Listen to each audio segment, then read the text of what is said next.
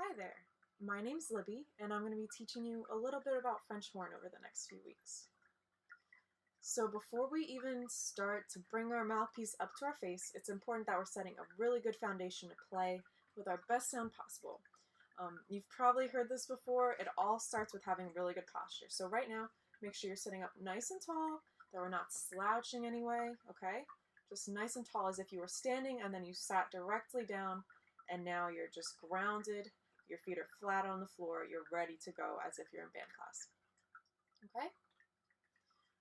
The next thing you want to think about is our hand position in the horn. We want to make sure, it's kind of weird, I know. It's really important that we have our hands in our bells. That helps with our tuning. It's a traditional thing for French horn. We want to make sure it's nice and open in there. You never want to clamp too much over your bell. That gives us a different sound called a stop sound.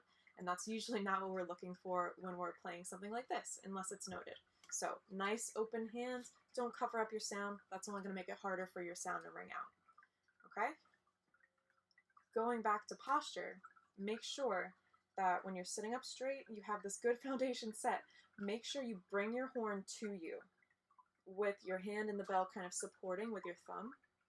Make sure you bring your horn directly to you. You don't want to put your horn on your leg and then slouch down to it, okay? Or if your horn is next to you, you don't want to slouch down to it. That's not great posture for us. You want to bring your horn up to you and adjust your leg or adjust your chair to make sure that you can have your horn come to you in the least kind of twisty-turny way possible, all right? So, and that's going to give us the best sound and the best airstream. So, as you know, we're brass players. We use our air to make our sounds, you know, the buzzing of our lips, but our air column is what really motivates that. So before you go to play anything at any day, it's really important that you get your air moving and ready to go, that you make your best sound possible from the get-go, okay? If you're not really using your air, you're going to have an under-supported sound and you're not going to sound your best. So what I like to do is before I start to play anything, I take a few deep breaths, okay? Let's do 3 deep breaths together. Here's the first one.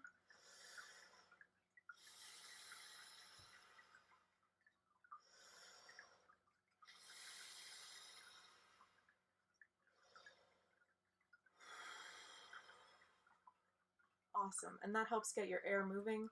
Another positive of doing deep breaths is that if you're kind of a nervous person, deep breaths really kind of calm you down and get you ready to play and focused in, okay?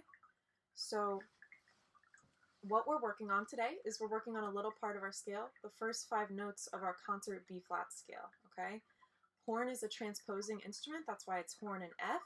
So when your band director says concert B-flat scale, for us, that is our F scale, okay? So concert B-flat is our F scale for horns. And if it's our F scale, F is the tonic note, it starts on F, it ends on F. F is the note that really feels like home in this scale, so that's the best way to remember it, all right? So the F scale, the portion that we're playing of it today, the first 5 notes, it's just going to be F, G, A, B flat, C, B flat, A, G, F. One more time. The scale we're going to, so our F scale, the scale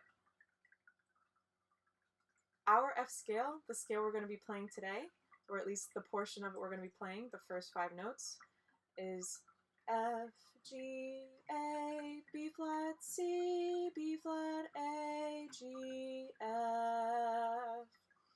And I know it can be weird, I have my horn right here, it might be weird that I'm singing, but actually singing is really important to brass players because it helps us stay nice and open. It helps us kind of emulate the sound we want to hear. We never want to hear like a tight, like, we want to hear a really open, resonant sound, okay? So I'm going to sing that one more time, and I'd like you to join in with me, okay? So let's sing and do the valve combinations for the first 5 notes of our F scale, up and down. 1, 2, ready. F, G, A, B flat, C, B flat, A, G, F. Awesome. And you'll notice when you sing that, you feel kind of nice and open. You're not like feeling any nasally kind of feeling in your oral cavity. So that's going to be really good for your playing. Okay? So to start that, let's just find the first note, our first valve F, okay? I'll play the note, then I'll take a breath, and you can play the note, join in with me. 1, 2, ready.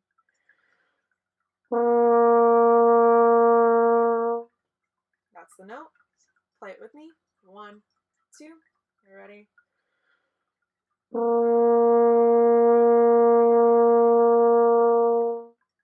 Awesome, okay? Now let's do the first 2 notes of the scale. F, G, first valve open. We'll do it the same way. I'll play it, then I'll pause, and you can play it. 1, 2, ready.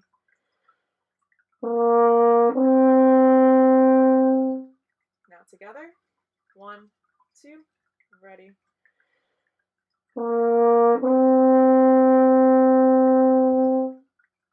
Great, and you should feel just as open and relaxed as when you sang that. The first 3 notes of our F scale, the concert B flat scale, F, G, A. Listen first and then join in the second time I play it. 1, 2, ready.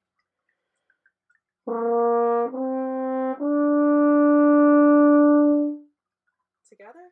1, 2, ready.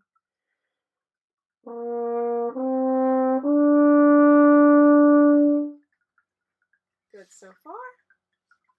Now, F, G, A, B flat, first valve. And if you have a double horn, you're going to want to press the trigger and first valve. But if you have a single horn, it'll also just be first valve, okay? So those first 4 notes of our B flat, concert B flat, horn F scale, I'll play first and then repeat.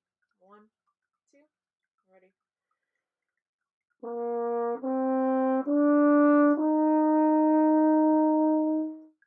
Together. 2, ready.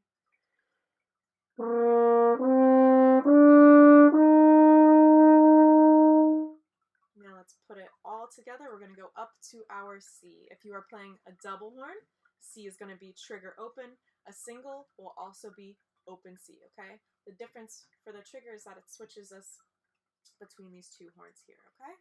So luckily in this register, it's still the same fingerings. First 5 notes of the concert B flat scale, our F scale, I'll start and then you'll join in and repeat. 1, 2, ready.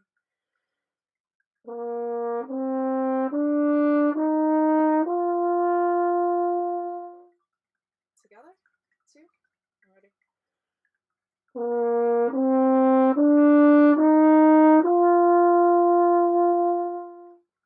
Awesome, okay? Now, since we're just doing the first 5 notes of the scale, we are going to return down the scale. On the way up, you'll notice in the exercise it's articulated, so we're tonguing da, da, da, da, da. The second half, descending part of the scale, is slurred, okay? So we're not going to articulate it all in there. We're not going to attack anything with our tongue. It's just going to be a slur down. Da. That's what that big mark over those notes means, okay? And I'm sure you knew that already. It's just good to review sometimes, okay? So I'm going to play the whole exercise together, okay? The articulations ascending, the slur descending. I'll pause, and then you can join in for the second repetition. And I'll go a little bit slower. 1, 2, ready.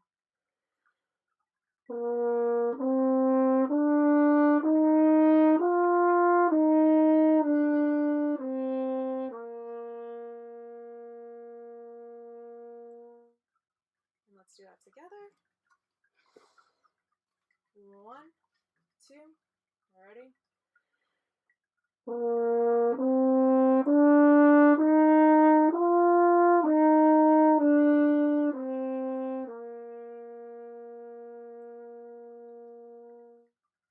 How'd you do? So when I'm playing that, I'm thinking about making sure I have the right valve combinations, obviously. I'm thinking about my air always going forward. I'm always blowing, okay? Because our air is what makes our sound really good. If you're not supporting well and you're under supporting, you're not going to sound as great as you can on horn.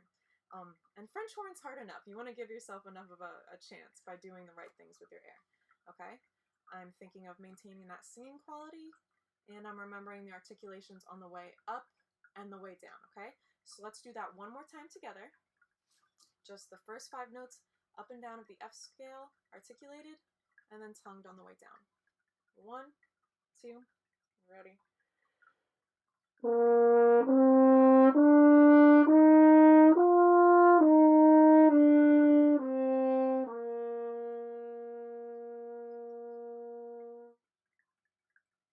Awesome.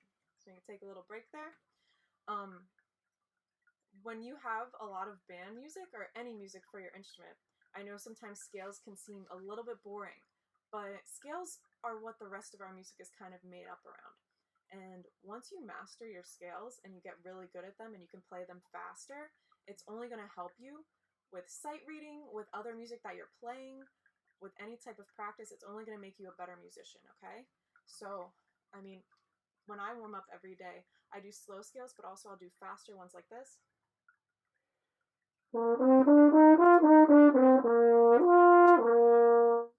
Or something like and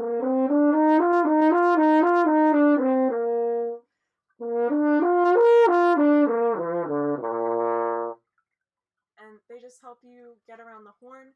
The goal of practicing scales is for them to feel like second nature for you. That you don't even have to think, you don't even need the music. Your conductor will say this scale and you've got it like pre-programmed, okay? So it's important to practice your scales a little bit every day, especially in little segments like this where you can start really practicing and working them up to tempo. So at this point, it's important to talk about a few practice tips that I would have liked when I was first starting learning horn, because as we know, the horn is pretty tricky and practice is really important, so it's good that we do it right. You know, you spend all this time on practicing, you want to make sure that you're really doing it properly so that you get the best results, okay? So there are some practice tips that I'd like to share with you, and hopefully one of them helps, okay? I'd encourage you to try all of them out, but at least 1 or 2 of them would be helpful to you. Okay, so the first practice tip that I wish I had known when I was a little bit younger is to always take things slowly, maybe even slower than you think you should, because everyone wants to play fast and high and loud, but if you just try to do that without practicing the right way, you're just going to form bad habits, and then you have to practice to undo your habits, and then you have to practice the right way, okay? So I wish I had just practiced things slowly right from the beginning. Like the tempo we just took that scale at, nice and slow, do it right, so that way you're training yourself the right way instead of forming a bad habit that you have to undo, okay? And if you practice something slowly, you give yourself more of a chance of getting it right later when you go up to tempo. If you only try to play something fast like da da da da da da da da da da da da da da, that doesn't help you because it's like by chance if you get it right. You know, you don't have kind of the muscle memory programmed in you. And slow practice really gives you great muscle memory. Okay, another practice tip I wish I had known when I was younger is if something isn't working or isn't sounding the way I want, that usually if you go back and check with your basics, you can usually find a solution to what you're trying to do. So, for example, I said earlier, we're brass players, we're always using our air, but a lot of people, when they try to play high notes, they like tense up, okay? And high notes need lots of fast air, really supported fast air. So if you're tensing up there and you're not thinking about your air, then you're not going to get the sound you want and you're going to get really frustrated, okay? So it's important that if something isn't working for you, go back to the basics. Like, is my air going and working?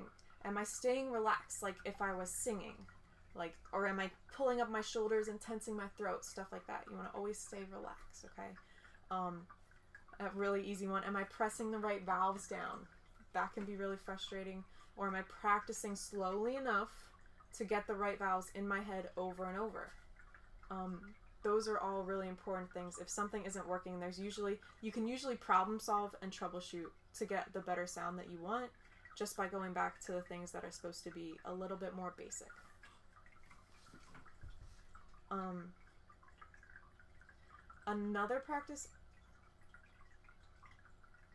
A third practice tip I would share is to make sure you're using a lot of your singing and your buzzing to help you. We sang a little bit in the beginning of this lesson, and it can feel really awkward to sing at first because we're not used to it. We have an instrument, we're used to being able to hide behind this, and we think that it's not maybe the most beneficial thing. Like, I could be just playing my horn, why should I sing? But like I said before, singing is what we are trying to emulate as brass players. We want to sound open and resonant. We don't want to tense part of us up because our bodies are actually part of our instrument too. They help it resonate and they help the best sound to come up. So singing has really helped me get through things because when I sing, I'm not tensing up, I'm not squeezing or holding tension in my shoulders, and that helps me create a better sound when I go to put it on the horn. The step between singing and putting something on our horn is actually mouthpiece buzzing, okay? So if we think of our horn as sort of like an amplifier of what's happening, the mouthpiece is like a microphone a little bit, okay? So it's like if you don't have a good sound here, and good on the mouthpiece is different than good on the horn. Good on the mouthpiece is buzzy and a little bit obnoxious and vibrant and loud, okay? So if we don't have a good sound on this, we're definitely not going to have a good sound on this. So when you buzz, it should be like if I were to buzz the scale we just did.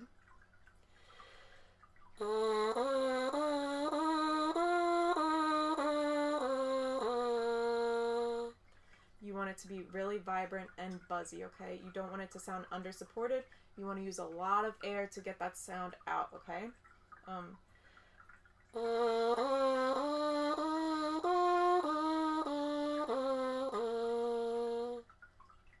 Good. And then you could put that on the horn. So sometimes if I'm struggling with a phrase, for example, I'll sing it, then I'll buzz it, then I'll play it.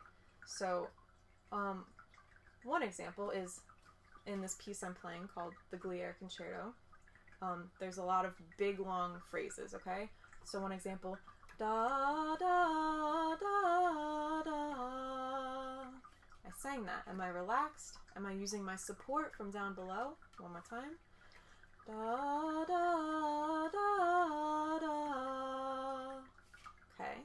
Once you feel like your singing's pretty good, and good like it feels nice and relaxed, and it sounds the pitches you want, not like you're an opera singer. I sang it, now I'm going to buzz it.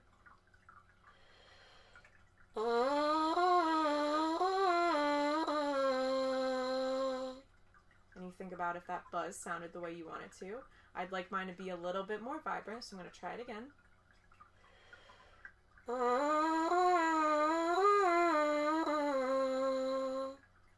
Okay, and once you're satisfied with that, then you've sang, then you buzzed, now you put it back on the horn and see if that solved any of your problems.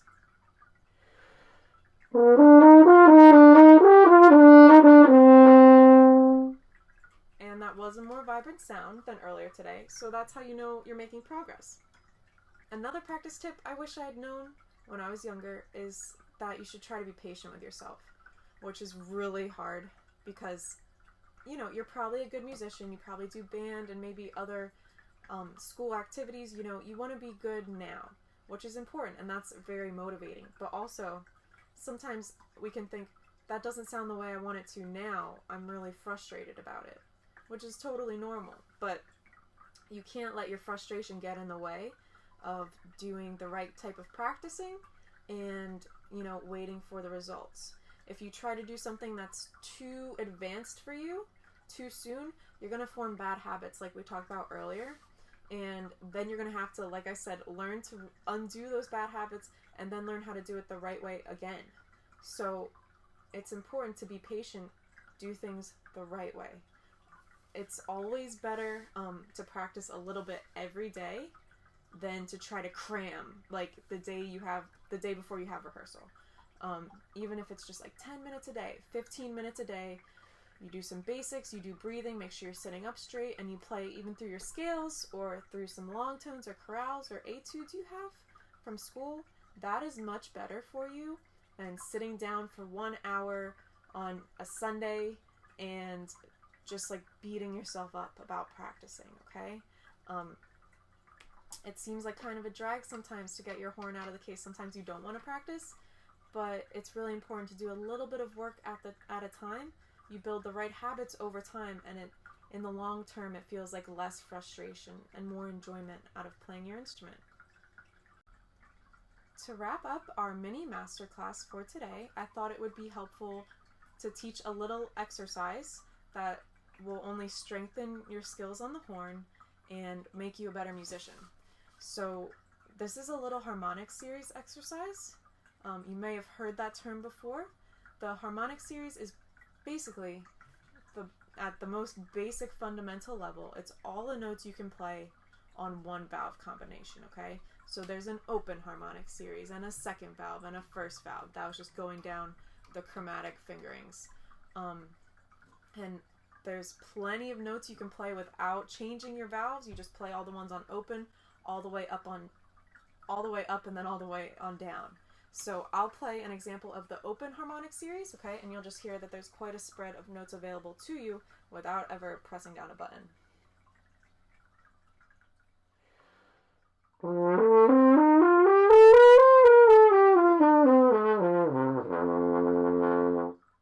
And to make that happen, I just used my air and my embouchure. And it took a long time and a lot of practice to be able to do that.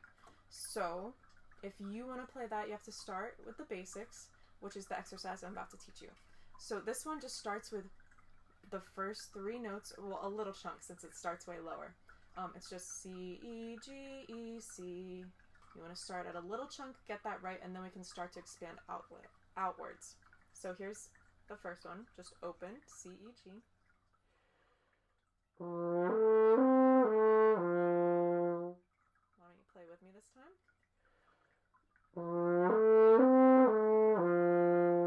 And then you would start to go down the valve series. So next up is second valve. Then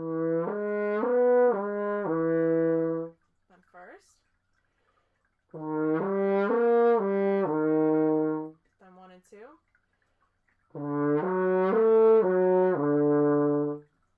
And it's important to work on this a little bit every day.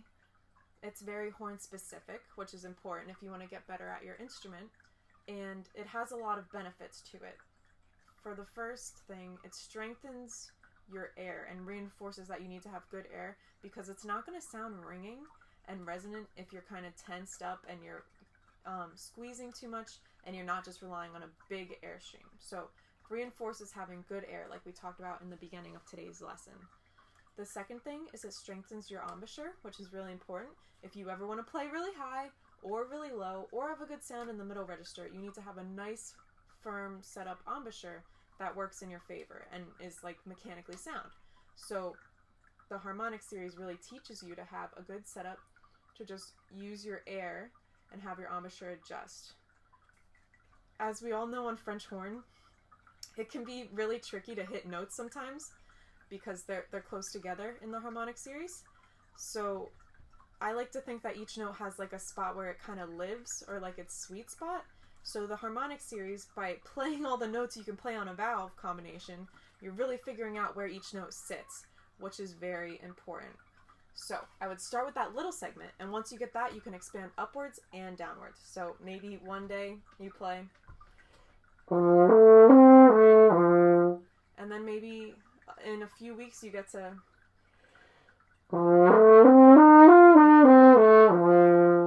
and then maybe if you keep practicing, you get that really strong, you can even expand out from there.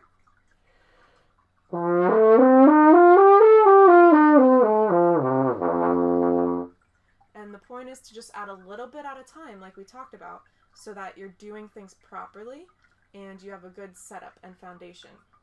Because this isn't going to sound the best it can unless you're doing things right, which I think is helpful to think about and helpful to practice.